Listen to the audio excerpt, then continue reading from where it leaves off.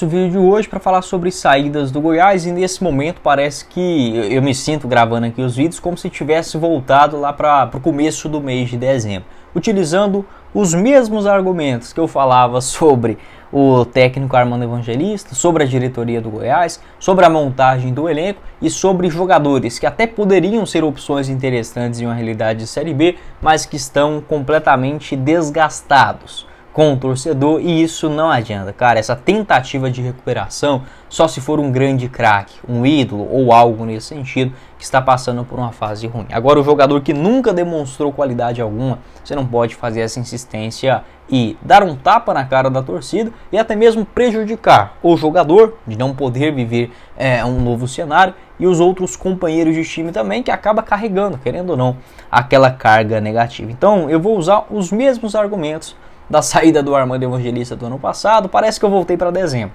e gravando os vídeos aqui com vocês. A diferença é que com 13 jogos, né, do Campeonato Goiano e mais um da Copa Verde de 2024, mais contratações, de novo, saídas e contratações horrorosas para o ano do Goiás, tá? Se fosse para mim colocar dentro de um critério, não acho que o Zé Ricardo é o maior responsável por isso, apesar também que teve os seus erros nas mexidas, nas indicações de jogadores, a mesma coisa do Armando Evangelista na temporada passada. Mas chegar aqui agora e culpar somente o Zé Ricardo, acho que seria de uma injustiça tremenda. Tudo bem, está invicto, é campeonato goiano, o que não quer dizer muita coisa quando o Goiás foi exigido na temporada, e isso é até uma crítica para todos os clubes aqui da capital, esse levantamento feito pelo Geliezer Paulo, um abraço para ele, dos jogos difíceis, Goiás e Atlético, Goiás e Vila Nova, Aparecidense, ou o Vila Nova, o Atlético, enfim, contra esses clubes, somente o Vila venceu.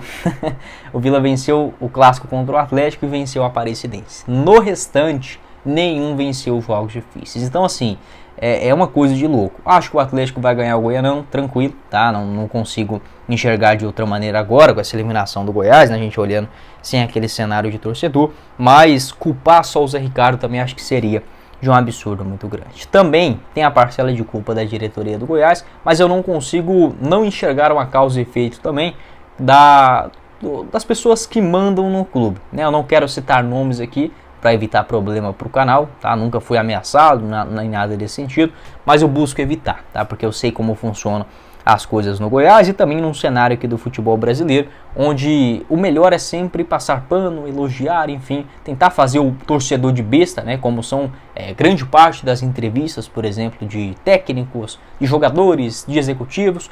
Acho que o Zé Ricardo foi até sincero demais na sua declaração e provavelmente será demitido muito mais por isso do que qualquer outra coisa, né? O ego do Goiás, de quem manda no clube, é gigantesco. Se fosse para mim colocar em uma lista, usando o mesmo argumento da temporada passada, alguns jogadores que até poderiam ser opções interessantes em uma composição de elenco na Série B, não tem como, porque está desgastado com o torcedor. Como, por exemplo, o Alano. Eu sempre falei aqui no canal, o Alano e o Anderson Oliveira poderiam ser boas peças para a Série B do Campeonato Brasileiro, composição do elenco, em determinado momento engata uma sequência como titular, mas nunca uma unanimidade. O que o Goiás faz? Tenta recuperar o Alano com o técnico Zé Ricardo, até consegue em determinado momento da temporada. Acho que o Alano está até jogando melhor do que no ano passado, mas bem longe de ser um jogador decisivo, até mesmo para uma realidade de Série B, e mais ainda, está queimado com o torcedor. E aí, na hora que você traz um jogador, ou mantém um jogador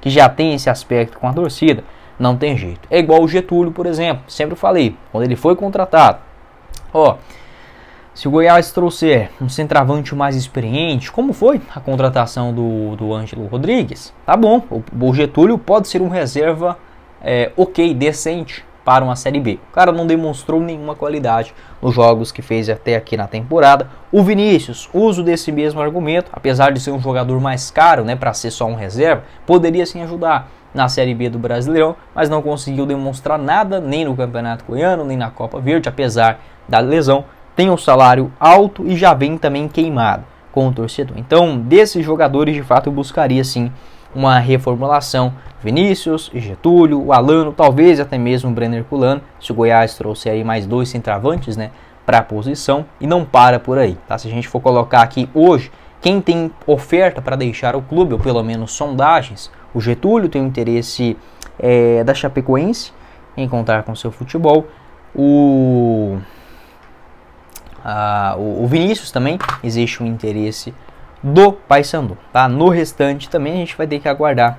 O Goiás, que tem contrato com todos esses jogadores até o final da temporada, nenhum se encerra, por exemplo, ao final do Goianão, tá? Outros jogadores também seguindo essa mesma linha de já estarem, digamos, batidos com o torcedor, e eu não manteria de forma alguma para a Série B, ou tentaria negociar, mesmo entendendo que até se fosse para ser um reserva, seria ok, tá? Nada demais, nada de extraordinário, mas dentro daquele nível técnico de Série B.